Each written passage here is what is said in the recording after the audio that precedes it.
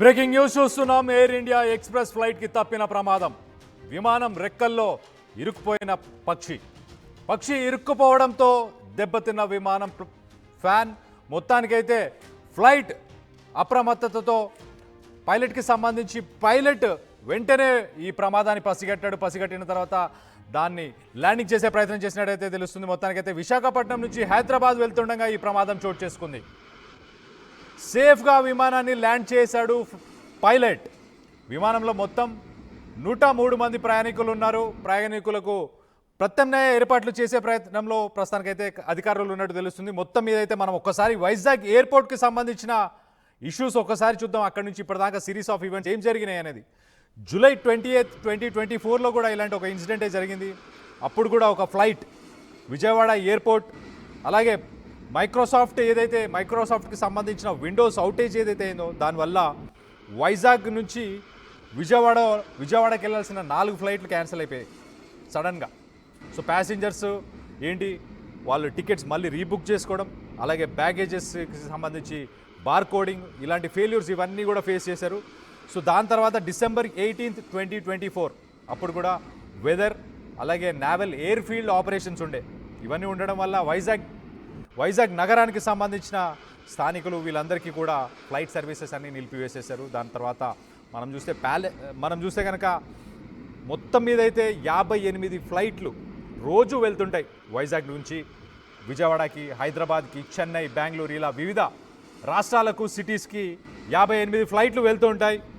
దాని తర్వాత మనం చూస్తే ఈ మధ్యకాలంలో ఎక్కువ శాతం ఫ్లైట్స్ అంటే ఎయిర్ ఇండియాకి ఎక్కువ సంబంధించిన ఫ్లైట్స్, బోయింగ్ ఫ్లైట్స్ కానీ, ఈ ఫ్లైట్స్ అన్నీ కూడా ఏదో ఒక technical issue, either bird issue కావచ్చు, అలాగే టెక్నికల్ ఇష్యూస్ కావచ్చు, ఇలాంటి చాలా ఇష్యూస్ని ఈ మధ్యకాలంలో మనం చూస్తున్నాం.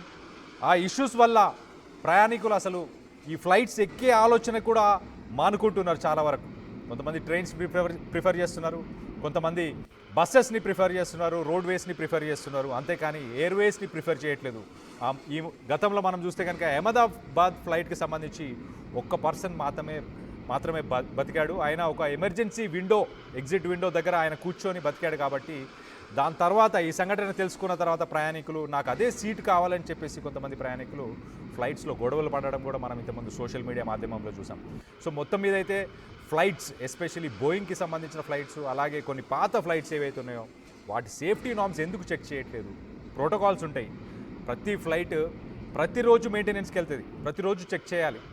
వారానికి ఒకసారి చెక్ చేసే కొన్ని చెక్కింగ్స్ ఉంటాయి, నెలకు ఒకసారి చెక్ చేసే మెయింటెనెన్స్లు అవి ఒకసారి ఉంటాయి, అలాగే 3 నెలలకు ఒకసారి క్వార్టర్లీ చెక్స్ కూడా కొన్ని ఉంటాయి అన్నమాట. అంటే కొన్ని పార్ట్స్ని మాత్రం డైలీ చెక్ చేస్తారు, కొన్ని పార్ట్స్ని వీక్లీ చెక్ చేస్తారు, కొన్ని పార్ట్స్ని మంత్లీ చెక్ చేస్తారు, కొన్ని పార్ట్స్ని 3 మంత్స్కి ఒకసారి చెక్ చేయాల్సిన అవసరం ఉంటుంది.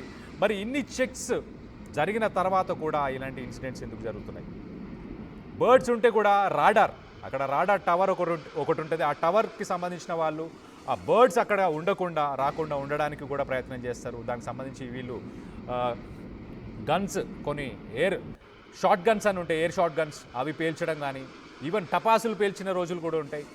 అలాగే దానికి సంబంధించి కొన్ని డాగ్ స్క్వాడ్స్ని కూడా మెయింటైన్ చేస్తారు ఇంటర్నేషనల్ ఎయిర్పోర్ట్స్లో అయితే. అంటే ఆ డాగ్స్ ఎస్పెషల్గా ఈ బర్డ్స్ని వెళ్ళగొట్టడానికి మాత్రమే యూస్ చేస్తారు. ఇలాంటి ప్రికాషన్స్, ఇలాంటి సేఫ్టీ నార్మ్స్ అన్నీ యూస్ చేస్తారు ఎయిర్పోర్ట్స్. మరి వైజాగ్ ఎయిర్పోర్ట్కి ఏమైంది? ఆ మధ్య మనం చూస్తే గతంలో ఒక పొలిటీషియన్ కూడా హైదరాబాద్కి రావడానికి నాకు 10 గంటలు 12 గంటలు పడుతుంది, బై రోడ్ ఇంకా ఈజీ అవుతుంది అని చెప్పి ఒక సదరు ఎమ్మెల్యే, సదరు మినిస్టర్, వీళ్ళందరూ కూడా ఇలాంటి ఇష్యూస్ని ఫేస్ చేస్తున్నారు. అంటే రాజకీయ నాయకులు ఇలాంటి ఇష్యూస్ ఫేస్ చేస్తున్నారు, సామాన్యులు కూడా ఇలాంటి ఇష్యూస్ ఫేస్ చేస్తున్నారు. అలాంటి ఒక సిచ్యువేషన్ అయితే ప్రస్తుతానికి వైజాగ్లో నెలకొంది. వైజాగ్ ఎయిర్పోర్ట్ నుంచి దాదాపు డైలీ 58 ఫ్లైట్లు వెళ్తుంటాయి. మరి ఆ 58 ఫ్లైట్లలో క్యాన్సిలేషన్ పర్సెంటేజ్ వచ్చేసి 1% ఉంది. అంటే ప్రతి 100 ఫ్లైట్లలో ఒక 2 ఫ్లైట్లు ఏదో ఒక రకంగా క్యాన్సిల్ అవుతున్నాయంట. ఇలాంటి ఇష్యూస్ కూడా ఫేస్ చేస్తున్నాయి, టెక్నికల్ ఇష్యూస్ కానీ. మొత్తం మీద అయితే 103 మంది 103 ప్యాసింజర్స్ ఆ ఫ్లైట్లో ఉండే. ఆ బర్డ్ హిట్ అయిన తర్వాత ఆ ఇంజిన్స్ వర్క్ చేయక అది ఇంబ్యాలెన్స్ అయ్యే ప్రాబ్లం అయ్యే ఇష్యూస్ కూడా ఉన్నా కూడా ఆ పైలట్ ఎవరో ఎక్స్పీరియన్స్ పైలట్ ఉన్నాడు కాబట్టి ఆయన మొత్తానికైతే ఆ ఫ్లైట్ని సేఫ్గా మళ్ళీ రిటర్న్ తీసుకెళ్ళి ల్యాండ్ చేసే ప్రయత్నం అయితే చేసినట్టు చాలా క్లియర్గా తెలుస్తుంది. బట్ ఆ ఎక్స్పీరియన్స్ లేకపోయినా, ఆ ఎక్స్పర్టీస్ లేకపోయినా, ఎక్స్పీరియన్స్ గురించి కూడా మనం ఇంకోసారి మాట్లాడుకోవాలి. అహ్మదాబాద్ ఫ్లైట్ ఏదైతుందో, అహ్మదాబాద్ ఫ్లైట్కి సంబంధించి వాళ్ళు చాలా ఎక్స్పీరియన్స్డ్ పైలట్స్ ఉండే. ఆ పైలట్స్ ఉన్నా కూడా అలాంటి సంఘటనలు జరుగుతున్నాయి. ఎందుకు అంటే టెక్నికల్ ఇష్యూస్. మనిషి చేతిలో, మనిషి కంట్రోల్లో లేని టెక్నికల్ ఇష్యూస్. ఎందుకు లేవు అంటే మెయింటెనెన్స్కి వెళ్ళినప్పుడు చెక్స్ సరిగ్గా జరగట్లేదా, మరి ఏంటి, లేకపోతే పనికిరాని పాత డబ్బాలని వాడుతున్నారా? మీరేమనుకుంటున్నారు? వైజాగ్ నగరానికి సంబంధించిన వాళ్ళు ఎవరైనా ఉంటే మీరు ఎలాంటి ఇష్యూస్ ఫేస్ చేస్తున్నారు, ఎలాంటి ఇష్యూస్ ఫేస్ చేశారు ఇప్పటిదాకా అనేది కింద కామెంట్ రూపంలో తెలియపరచండి. దీనికి సంబంధించి మా ప్రతినిధి శివరామకృష్ణ ఉన్నారు, ఆయనతో మాట్లాడి తెలుసుకునే ప్రయత్నం చేద్దాం. శివరామకృష్ణ గారు చెప్పండి, అసలు వైజాగ్ ఇండియన్ ఎక్స్ప్రెస్కి సంబంధించిన ఈ ఫ్లైట్ ఆ బర్డ్ హిట్ అయిన తర్వాత, ఆ ఇంజిన్స్ ఆగిపోయిన తర్వాత అందరూ సేఫ్గా ఫీల్ అయ్యారా? ఆ ప్రయాణికులతో ఎవరితోనైనా మీరు మాట్లాడగలిగారా? వాళ్ళకి ప్రత్యామ్నాయాలు ఇప్పుడు ఏం చేస్తుంది ఎయిర్పోర్ట్? ఈ విమానంలో 103 మంది ప్రయాణికులు ఉండడం, ప్రయాణికులందరికీ ప్రత్యామ్నాయ ఏర్పాట్లు చేస్తున్నారు అధికారులు. అయితే ప్రధానంగా మన విషయానికి వస్తే ఎయిర్ ఇండియా ఎక్స్ప్రెస్ ఫ్లైట్ లో తప్పిన ప్రమాదం అని చెప్పుకోవాలి. విమానం రెక్కలో ఇరుక్కుపోయిన ఒక పక్షి ఇరుక్కుపోవడంతో దెబ్బతిన్న విమానం ఫ్యాన్ ఏదైతే ఉంటుందో రెక్కలో ఫ్యాన్ అయితే దెబ్బతిన్నది. అయితే ఫ్లైట్ అప్రమత్తతో పైలట్ తప్పిన పెను ప్రమాదం. విశాఖ నుంచి హైదరాబాద్ వెళ్తుండగా ప్రమాదం అయితే జరిగింది. సేఫ్ గా విమానాన్ని ల్యాండ్ చేసిన పైలట్ అయితే విమానంలో 103 మంది ప్రయాణికులు ఉండడం, ప్రయాణికులందరికీ ప్రత్యామ్నాయ ఏర్పాట్లు చేస్తున్నారు. వేరే ఫ్లైట్ అయితే అరేంజ్ చేసి వీళ్ళందరూ పంపిస్తున్నారు. అయితే ఈ నేపథ్యంలో నిజంగా పెద్ద ముప్పు తప్పిందనే చెప్పాలి. నిజంగా పైలట్ అప్రమత్తం అవడం, ఈ నేపథ్యంలో మొత్తం అంతా ప్రయాణికులంతా సురక్షంగా ల్యాండ్ చేయడం అది జరిగింది. అయితే నిజంగా పైలట్ హ్యాట్స్ ఆఫ్ చెప్పాలి. నిజంగా పైలట్ ఇవంతా కనుక్కొని చూసుకొని వెంటనే ఇమీడియట్ ల్యాండింగ్ అయితే చేశారు. ల్యాండింగ్ చేసి షట్ డౌన్ అవడంతో ఇమీడియట్ గా ఈ ప్రయాణికులు ఎవరైతే ఉన్నారో 103 మంది ప్రయాణికులకి ఆల్టర్నేట్ వేరే ప్రత్యామ్నాయంగా వేరే ఫ్లైట్ అయితే బుక్ చేసి అధికారులు అయితే వాళ్ళని గమ్యస్థానానికి అయితే పంపించడం అయితే జరిగింది. Right Sivaramakrishna, thanks for the latest update. మొత్తం మీద అయితే వైజాగ్ నగరానికి సంబంధించిన ప్రయాణికులు ఈ మధ్యకాలంలో చాలా ఇబ్బందులను ఎదుర్కొంటున్నారు. అలాంటి పరిస్థితి కనుక మీరు ఎవరైనా ఫేస్ చేస్తుంటే ఖచ్చితంగా కింద కామెంట్ రూపంలో తెలియపరచండి. మొత్తం మీద అయితే ఎయిర్ ఇండియాకి సంబంధించిన ఫ్లైట్స్ ఈ మధ్యకాలంలో అన్ని టెక్నికల్ ఇష్యూస్, లేకపోతే ఏదో ఒక ఇష్యూస్, సేఫ్టీ నార్మ్స్ పాటించట్లేదా, లేకపోతే ఏం పాటించట్లేదు, ఎందుకు ఇలాంటి ఇష్యూస్ రిపీటేటివ్ అవుతున్నాయి, ఎందుకు ప్రయాణికులు భయపడాల్సి వస్తుంది ఫ్లైట్లు ఎక్కడానికి అన్న దాని గురించి ఏమనుకుంటున్నారనేది కింద కామెంట్ రూపంలో తెలియపరచండి.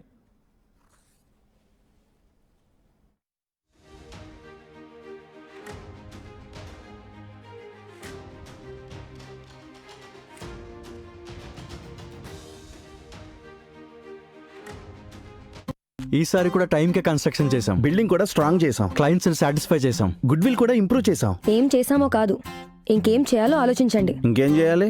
పెయింటింగ్ ఇంకా వేయలేదు, మర్చిపోయారా? అన్నీ బాగానే చేస్తున్నాం, పెయింటింగ్ దగ్గర మాత్రం ఫెయిల్ అవుతున్నాం. లాస్ట్ టైం పెయింట్స్ కోసం ఆ పెద్ద కంపెనీ దగ్గరికి వెళ్తే వాళ్ళ థర్డ్ పార్టీ కాంట్రాక్ట్ని అసైన్ చేశారు. వాళ్ళ 8 months డిలే, 20% ఓవర్ బడ్జెట్ కూడా అయింది. ఈసారి తప్పు అస్సలు చేయకూడదు. పెయింటింగ్స్ విషయంలో పర్ఫెక్ట్గా ప్లాన్ చేయాలి. ఏం చేద్దాం, పెయింట్స్ అప్లై చేసేది ఒకరు, అప్లై చేసేది ఇంకొకరు, వీళ్ళందరినీ డీల్ చేయడమే పెద్ద హెడేక్. అయితే ఇంక మనమే పెయింట్లు వేసుకోవాలి. లేదా పెయింటింగ్ ప్రాసెస్ మొత్తం చేసిచ్చి ఒక పర్ఫెక్ట్ పార్ట్నర్ అన్నా ఉండాలి. టెక్నో పెయింట్స్ లాగా. టెక్నో పెయింట్సా? ఎస్, నాకు కూడా రీసెంట్గానే తెలిసింది. పెయింట్స్ తేవడం నుంచి గోడ మీద వేయటం వరకు మొత్తం ఒకే టీం చూసుకుంటుంది. మిడిల్ మ్యాన్ ఉండరా? ఉండరు. So no quality loss. 5,000+ skill పెయింటర్స్తో 1250+ corporate projects, 26,000+ government schools paint చేశారు. అది కూడా all over India. Wow, third parties కూడా ఉండరు కాబట్టి మనకు డెడ్ లైన్స్తో కూడా ప్రాబ్లం ఉండదు.